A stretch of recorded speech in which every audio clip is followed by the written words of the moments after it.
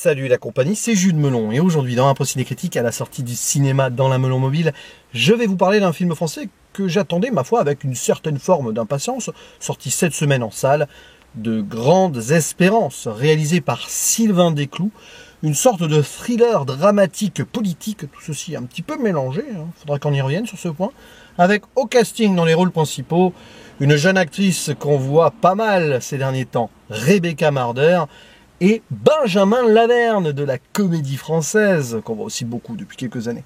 À leur côté, Emmanuel Berco, qui joue une députée, Marc Barbet, Pascal Elso, et Thomas Thévenoud, qui interprète un ministre qui a été dans la vie politique jusqu'en 2017. Il fut député à l'époque de François Hollande, socialiste, je pense. Et c'est intéressant puisque il regoute ici à sa vie d'avant, mais à travers le cinéma. Et c'est un film assez particulier, ma foi, qui se déroule quelque part en 2019. On va suivre un jeune couple qui étudie à Sciences Po pour incorporer l'ENA, enfin dans ce milieu-là, quoi, avec pas mal d'ambition, les deux, Madeleine et Antoine. Et donc, à un moment, il va se passer quelque chose alors qu'ils sont en vacances en Corse. Une rencontre imprévue qui va sceller leur destin. C'est ce qui est écrit sur le synopsis, j'en dis pas plus. Un véritable drame qui va mettre à mal leur relation et peut-être même leurs ambitions, c'est-à-dire travailler pour des cabinets d'hommes politiques, etc., etc. Et peut-être monter les échelons et espérer atteindre le pouvoir. Et donc forcément, Madeleine et Antoine vont plus trop être ensemble. Et on va surtout suivre la carrière de cette jeune femme qui va prendre de l'importance auprès d'une députée, ancienne secrétaire d'État socialiste, qui est ici un petit peu contre le ministre du Travail actuel. C'est amusant cela, on peut y voir quelques petits relents politiques de notre France depuis quelques années. Ancien socialiste, qui serait dans un gouvernement censé être plus ou moins à gauche, mais plus vraiment au fil des années. Et ouais. Donc, évidemment, il va se passer des choses par rapport à ce drame qui s'est produit, mais aussi on va suivre donc cette jeune femme pleine d'ambition, pleine de talent aussi, qui va devoir jongler entre cette nouvelle responsabilité-là et ce qu'elle a vécu, un petit peu hantée par tout cela. Et puis, bien voilà. Bon, alors, j'ai un gros souci avec ce film, parce que j'ai vraiment envie de l'aimer. Je veux même le défendre, en fait, ici, à travers cette vidéo, parce qu'il y a des choses intéressantes.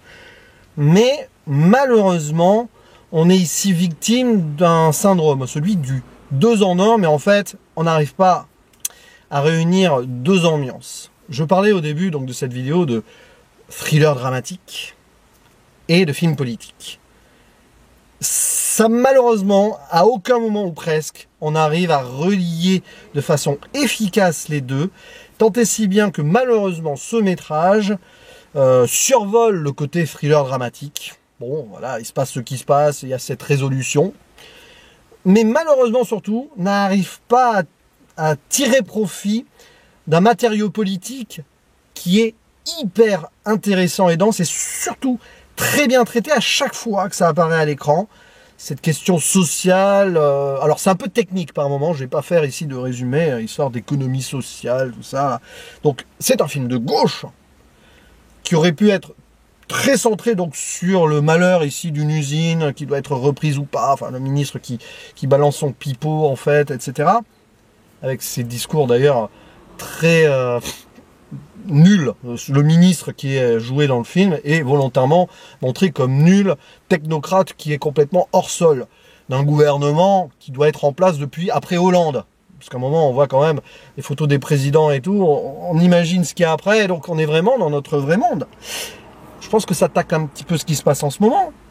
Tant et si bien qu'à un certain petit instant, on a la dame qui révise son oral, donc notre jeune actrice, enfin notre jeune personnage qui parle des retraites à 62 ans. On rigole. Bref, il y a des moments donc très intenses et très pointus. Petit imbroglio comme ça sur l'ambition politique, mais aussi la volonté vraiment d'aider les gens. Et à côté, donc ce qui a pu se passer, qui va empêcher Madeleine de vraiment faire ce qu'elle veut, et peut-être aussi empêcher le film de vraiment décoller dans ce qu'il aurait dû être, un vrai film politique-social. Il y avait la place pour en faire quelque chose de plus traditionnel sur le papier, mais de très actuel et de très à propos sur ce qui se passe en ce moment. Et non, on se perd sur ce qui s'est passé là-bas en Corse. Ça ne fonctionne pas, malheureusement. C'est vraiment dommage, parce qu'on sent qu'il y avait une intention. Et Rebecca Marder est très douée dans ce rôle-là. Benjamin Laverne, bon, son personnage fait que c'est un peu bizarre, mais oui. Puis Emmanuelle Berco, excellente en tant que députée, qui en sent, a vraiment envie d'eux. Et elle a besoin de cette jeune conseillère pour vraiment reprendre espoir dans ce qu'elle pouvait faire avant, ce qu'elle n'a pas pu faire avant, et ce qu'elle va peut-être pouvoir faire là, avec une loi sur le travail et tout. Une loi sur le travail. C'est pas ce qui va être proposé bientôt d'ailleurs, ça? Enfin, je sais plus, mais un truc, bon, bref.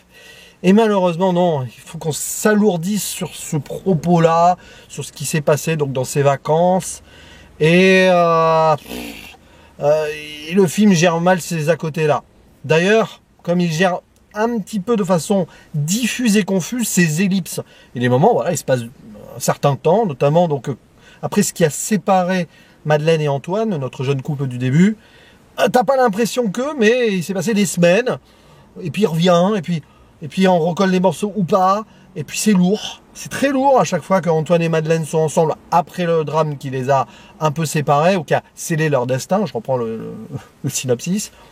C'est pénible. L'histoire avec le père aussi de notre chère Madeleine, on sent qu'elle en a honte, parce qu'elle vient d'un milieu plus... on va dire modeste, pauvre, etc. Alors que son compagnon Antoine, c'est plus modeste, une famille influence de gauche un petit peu, et tout, mais c'est pas creusé. Si ce n'est vers la fin, le père a une importance, mais on n'essaye pas trop d'expliquer pourquoi. On peut imaginer, ouais, on peut s'imaginer des choses sur le passé du père, peut-être.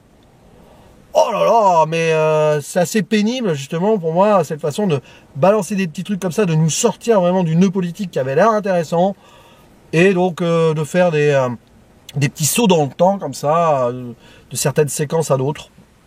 Et puis bon, des fois, le film essaye l'humour, c'est pas forcément le mieux, si ce n'est la dérision autour de ce ministre-là, quand même, hein, ministre du Travail, complètement à l'ouest.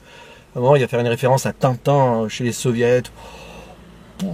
Ouais, c'est vraiment dommage. J'ai vraiment l'impression que le film avait un sujet en or. Alors certes, ça aurait été beaucoup moins unique en son genre, mais c'est pas parce que le film a une approche assez, on va dire, à part, avec ce thriller dramatique en plus, que ça va en faire une réussite. Malheureusement, pour moi, il se perd dans certains chemins de traverse, et bah, ça ne colle pas, tout simplement. Pour moi, ça n'a pas marché en tout cas. Sinon, on peut retenir une réalisation assez correcte. Ma foi, il y a des plans, notamment quand elle sort de l'eau au début, on sent ici une sorte de naissance, elle arrive à la lumière, la potentielle destinée de cette femme, qui se destine justement à des choses peut-être, voilà. Et puis, ouais, ce rapport à l'eau, ce rapport un peu au cauchemar aussi qu'elle a pu faire à cause de ce qui a pu se passer. Il y a des moments qui sont intéressants, des plans qui durent, qui se posent sur les... mais pas forcément sur les moments les plus intéressants. Donc voilà, je suis déçu quand même un peu de ce film. C'est pas un mauvais film du tout, hein. Je salue l'ambition et l'idée derrière, mais ça n'a pas fonctionné sur l'écriture, selon moi. Et on se retrouve à la fin en mode « Ah, c'est dommage, on n'a pas vraiment eu ça. Ah, » Et puis la résolution ou pas du truc. Voilà, donc de grandes espérances, j'en avais pour ce film. Mais au final, ça restera moyen correct. Voilà, si je vais donner une note, ça serait entre 5 et 6. J'ai pas envie de le saquer, le film, hein. Je pense que j'irai plus vers un 6 pour des bonnes performances, pour quelques bonnes idées cinématographiques, et pour le travail fait sur l'aspect politique, petit tacle qu'on peut faire sur ce qui se passe en ce moment aussi. Mais malheureusement, je suis un petit peu sur ma faim. N'hésitez pas à dire en commentaire ce que vous pensez de ce film, si vous l'avez vu, hein, et de la performance des actrices-acteurs, etc. Hein. On en discute. Il ne me reste plus qu'à vous dire à la prochaine. Ciao.